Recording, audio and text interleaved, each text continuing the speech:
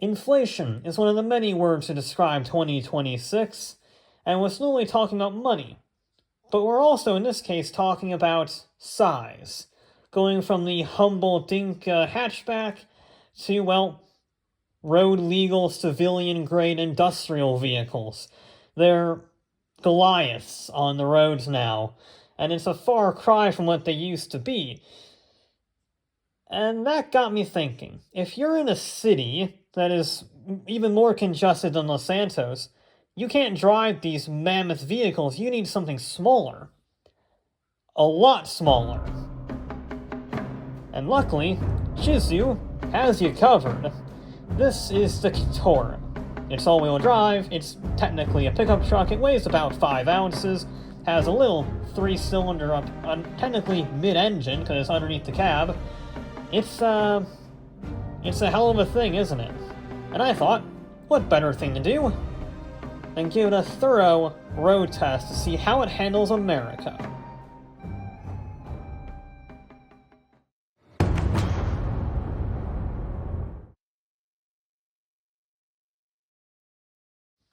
Now, obviously, the best way to test practicality of a vehicle is by starting with a helicopter.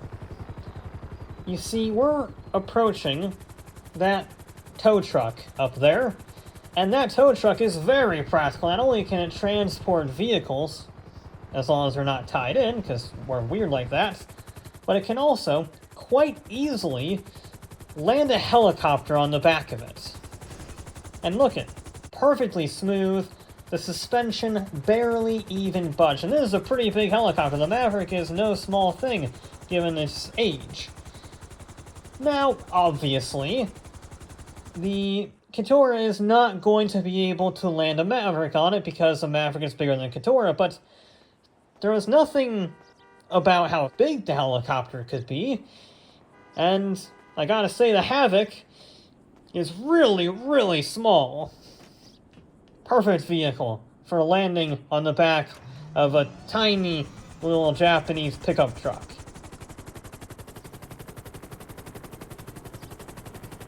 Okay, here we go. We're lining it up now. It has been reinforced just in case. The cab only, though. The rest is still bone stock suspension, so we're going to do nice and careful. This Havoc is a twitchy little bugger. Ooh, that's a little wide. We're going to try and land it sideways, maybe. Nope, you're not helping. I'm trying to prove the Keitora is practical. And you just stopped. It's kind of buckling, though. Alright, we're gonna have to loop around and try again. Okay. This is incredibly terrifying. Okay.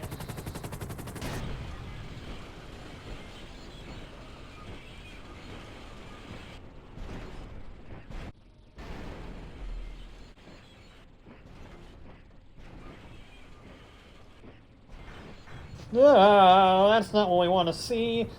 I don't want to destroy my tail rotor. The suspension just completely gave in. It was not able to handle this. Let's try this again. Just nice and slow. That concluded the practicality test of the Keitora.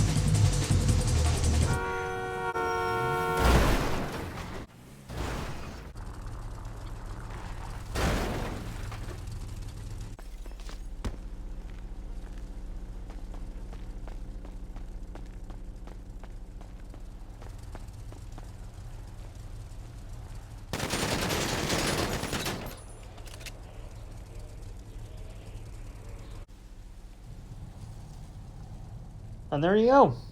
Baddies taken down, took a little bit of off-roading, took the bumps incredibly well. I would say, successful test.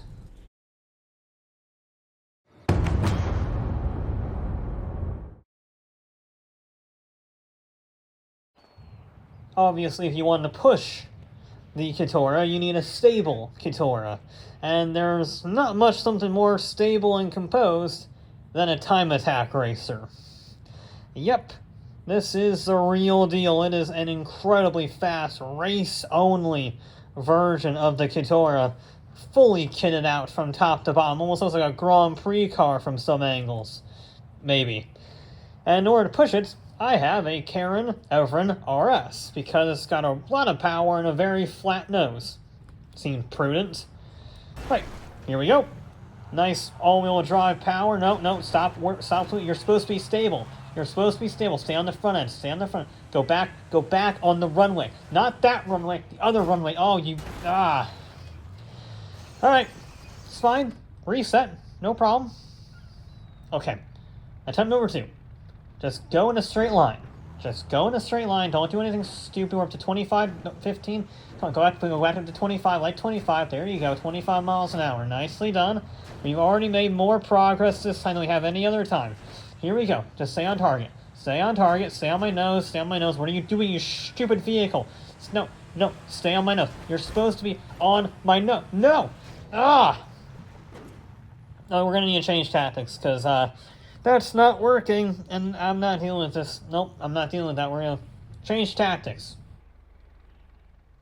There's no rule about having bumpers to push the Keitora. It's just about how easy it is to push it, and this is still a very fair test of how to push a Keitora. Now, I've gone with the base model, and instead of the Karen, I've gone with a Banshee GTS. My GTS, tuned by how Special Vehicle works, so it's the fastest vehicle I've ever driven. Right, huge amount of power, pretty nimble, and hopefully be able to push this thing quite hard. We're getting a lot of wheel spin, but, I mean, it's a very light truck, but, oh, it's bouncing around. This vehicle's not designed for pushing, but we are up to 70, 75, oh, we're really starting to gain speed now, but that means it's bouncing around. Oh, it's really unhappy. Oh, we're up to 80. We're up to 84. And it's really unhappy now. And that's hindering my speed because it keeps the friction and the bouncing. It's hindering our performance. 87, 89. No.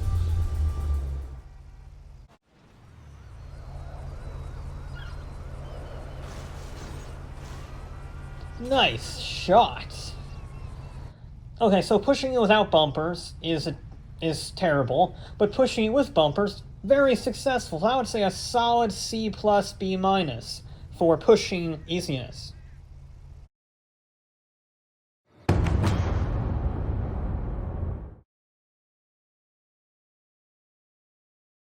And not just any Grotti, an 80s World Rally Car spec, Italy. This is a fearsome, rally-prepped opponent that actually finished on the podium at the Tour de Corsa. This is an incredible machine, considerably more powerful and almost as light as our Keitora. However, while this was racing on the road, from this start line, my finish line, it had to stay on the road all the way through Mount Chiliad, the tunnel, down to my start line and its finish line. Well, I would do the opposite, but instead of going on the roads, I would do it as the crow flies. Okay, here we go. Strangest race ever. We're away. Launch is not this thing's strong suit. It does have a stock engine. It's fully kitted out off-road, but the engine is, it is stock. That's not ideal. This is all-wheel drive from the factory, so that does have its own advantages, but fundamentally, I am at full throttle right now, and I can guarantee you that Italy is going significantly faster. It was, and it pulled a massive lead in the first section. But it also exposed a weakness. This may be a rally spec, but it's still a supercar, and it was having to deal with a very twitchy rear end on the bumps. I was not going fast enough to have that problem. Instead, I was just dying. Oh my god, I'm foot to the floor. I'm almost at the top of the mountain. I'm almost at the top. I'm almost at the top. There we go. That took 5,000 years. Could definitely use more torque. But we're going to make up that time on the downhill as the crow flies. We don't have to follow any roads. We don't have to do any handbrake turns. We just need to power. Yes. There you go. Carry the speed, Keitora. The speed. And I wasn't the only one speeding. It is a Grotti, and it was fantastic through the corners on its own right. And that meant it was definitely still in the running, if not ahead of the Keitora as we crossed each other's paths.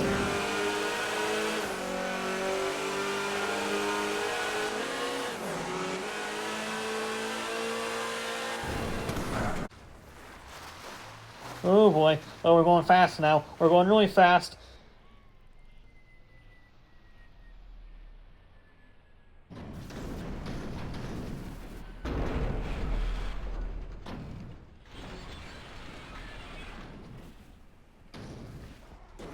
Ah! Oh boy. We're way too fast down this hill. Backwards. Ah! Spin it. That was amazing. Okay.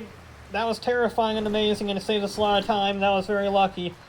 Let's not waste that luck. Holy crap, that saved us so much time by not having to hit the brakes like that. Oh boy. Come on, we're almost at the finish. Just down this road, or trail. We were both nearing our finish lines, and it was anyone's race. Come on, baby. Come on. Just a little bit more. I know your game bounced around and it's really unhappy and all that, but you just gotta stay on the trail a little bit longer. Don't fall over. Jesus Christ. Let's climb it. There's our finish line. There it is. Go, go, go, go, go. Come on. Speed. There's not much speed, but speed. Come on. Okay. Alright, we're across the line. Okay, we did... Alright, they did a 1:23.7, and we did a 2:18.0. That's... definitely could have used some more torque. Like 3 times as much. Okay, so maybe the Keitora failed at half of the tests that we gave it, and only partially succeeded at one of the other ones. But you know what? I had so much fun doing these tests, and I had so much fun exploring all the different ways to build such a simple vehicle, that I don't really care. This is such an eccentric, wonderful machine, that even though it lost at pretty much everything, I had a smile on my face. It's a plucky little car, and it punched well above its weight class. And that is both factually true, it's very tiny, but also metaphorically true because it was such a ride and actually gave these vehicles, this Grotti, a run for its money. And considering it can fit in the bed of a Vapid Guardian, that is no small feat. Oh, you want me to leave now? Oh, yeah, I'm sorry. Okay.